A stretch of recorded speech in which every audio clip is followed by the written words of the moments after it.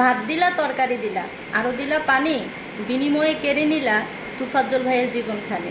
কি দরকার ছিল একটা মানুষকে ভাত খাইয়ে মেরে ফেলা?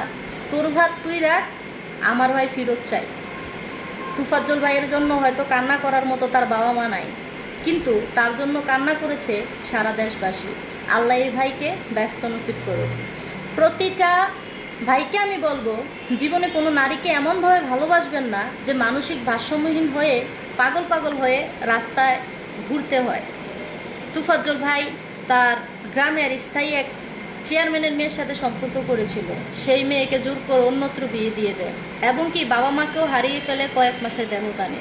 ভাই ছিল এসআই, সে ভাইও লিভার ক্যান্সারে আক্রান্ত হয়ে মারা যান।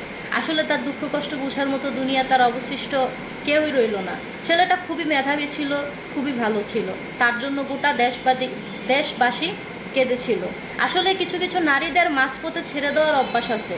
যদি সেই নারী ভালোবেসে তুফাজ্জল ভাইয়ের কাছে থেকে যেত, বাবা মা এবং কি ভাই হারানোর পরেও তার প্রিয় মানুষটাকে নিয়ে এসে সংসার করত এবং কি তার সকল কষ্ট ভুলে থাকতো ভালোবাসার মানুষের মুখের দিকে তাকিয়ে।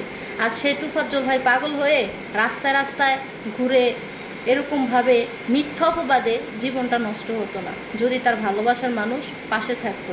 ছেলেদের ভালোবাসা 100-র মধ্যে 1 কোটি% সঠিক হয়, কিছু কিছু নারী সময়ের ব্যবধানে পাল্টিয়ে যায়। নিজের অবস্থান বুঝে যদি তুমি বুঝতে পারো তোমার বাবা মা সেই ছেলের সাথে সম্পর্ক করবে না, তাহলে কখনো একটা ছেলের জীবন নষ্ট করিও না।